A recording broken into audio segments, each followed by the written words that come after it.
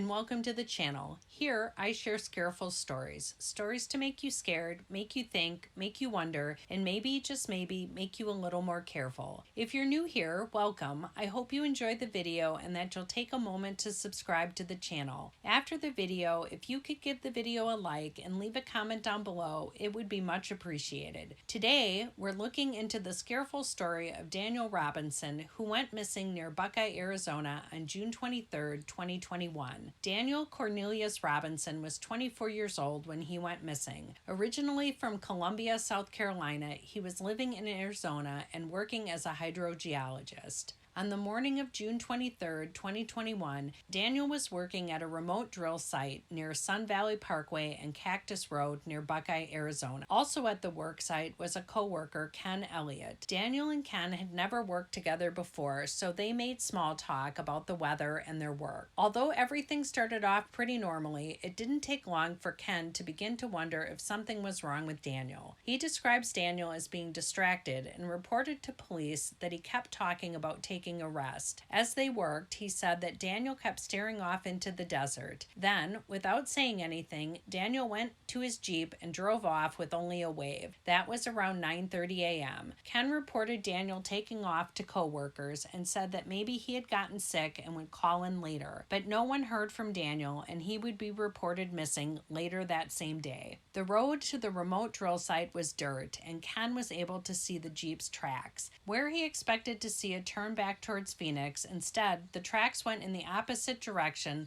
leading further into the desert. Although Daniel was reported missing that same day, it seemed to take a while for the investigation to really kick into high gear. The Buckeye Police Department conducted searches by foot, by drone, and also by helicopter. Some searchers also used cadaver dogs. On June 24, 2021, the Tempe, Arizona police went to Daniel's apartment and left after not finding him there. It wasn't until July 7th that police entered the apartment. It also took until July 7th for police to request help with searches from the Civil Air Patrol. Buckeye police did get Daniel's phone records. A ping was unable to be tracked due to the phone either being turned off or out of range. The records show that Daniel did not make any calls or text anyone after he drove away from his work assignment that morning. He had been texting with someone, though, in the weeks and days leading up to his disappearance, but more on that in a minute. Daniel's finances were also looked into but revealed no useful clues. His family came out from the East Coast to help with the search effort. People who knew Daniel said that although he hadn't quite been himself in the days leading up to his disappearance, none of them thought he would have harmed himself or voluntarily disappeared. That not acting quite like himself was attributed to heartbreak. Daniel had met a woman, Caitlin, while he was delivering for Instacart. Caitlin and a friend invited him into her home when he made the delivery, and they exchanged phone numbers. Text messages between the two show that Daniel was more invested in the relationship than Caitlin was. Caitlin, in fact, told the police later that they didn't have a relationship. A few messages indicated that Daniel had returned to Caitlin's home uninvited, making Caitlin uncomfortable. She communicated that to him, but despite that, he returned another time. One text message from Caitlin sent on June 20th, 4 days before Daniel went missing, reads, "Honestly, you showing up at my house unannounced made me extremely uncomfortable. I will not be home today, but I don't see us hanging out anytime soon." The next day, on June 21st, Daniel messages, "I'm outside of your place," to which Caitlin responds with a line of question marks, and "Please stop doing that. I'm not even home. This is not okay." A bit later, Daniel checks in, asking Caitlin if she hates him, and she responds by telling him, "I don't hate you, but please leave me alone." On June 22nd, which is the day before he went missing, Daniel sent his last text message to Caitlin. In it, he said, "The world can get better, but I'll have to take all the time I can, or we can,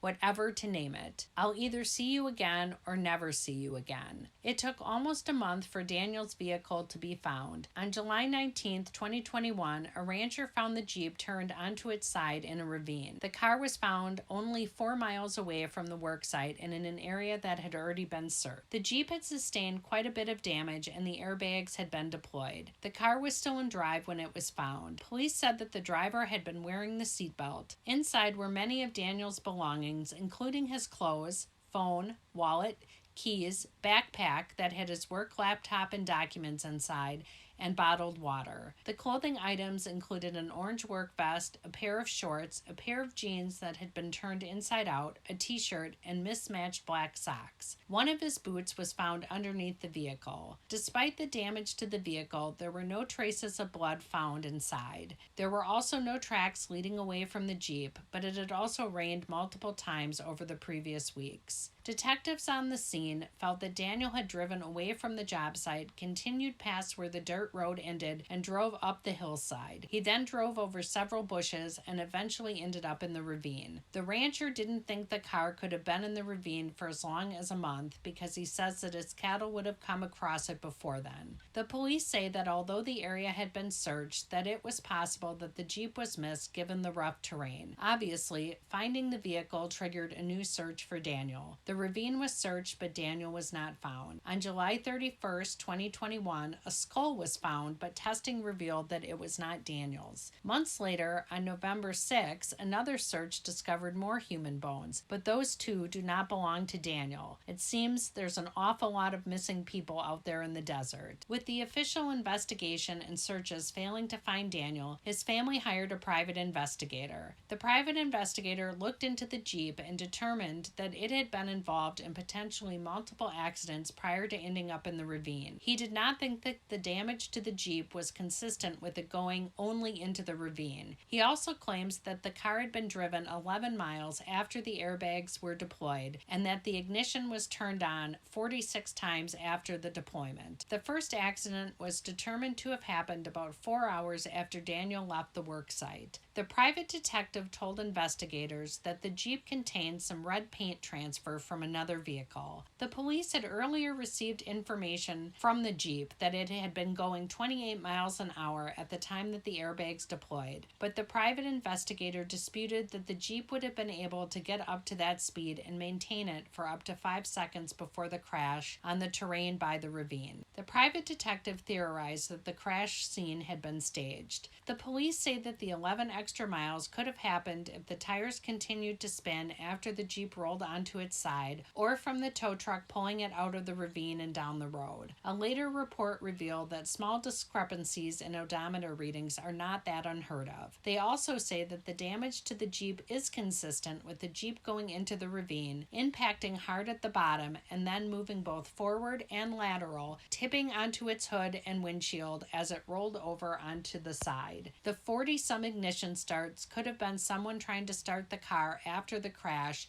and it's unknown how many were the result of towing the vehicle. Daniel's father, David, has remained in Arizona, keeping up search efforts for his son and trying to keep attention on not just his son's case, but on the cases of all missing persons. At times, he has had to pause search efforts due to lack of funding, and even with these challenges, he remains steadfast in his devotion to his child. He has said, "I'm here to find my son. That's what the goal is. That's what I'm really fighting. I'm doing anything I can to make sure that happens. I think any father, any mother would do the same." David has a GoFundMe to help raise funds, not just for more searches, but also to pay for forensic testing on items found in the Jeep. He has also founded the Daniel Robinson Foundation, as he says, to honor the legacy of his son, a legacy that I intend to help him complete well after he is found, a manner that I have faith that he will continue with me. The foundation hopes to help other families experiencing missing family members. Daniel is 5'8", weighed 165 pounds at the time of his disappearance, has black hair, brown eyes, and his right forearm is missing due to a birth defect. Anyone with information about Daniel's disappearance should contact the Buckeye Police Tip Line at 623-349-6411. So that's the Scareful story of Daniel Robinson thus far. What do you think happened to Daniel? Why did he leave the work site? Did he run into bad actors after leaving? Or was he distraught over Caitlin, or even just life in general? And after crashing the Jeep, was he disoriented and he simply wandered off? Let me know your thoughts down below, and until next time, stay safe and stay careful.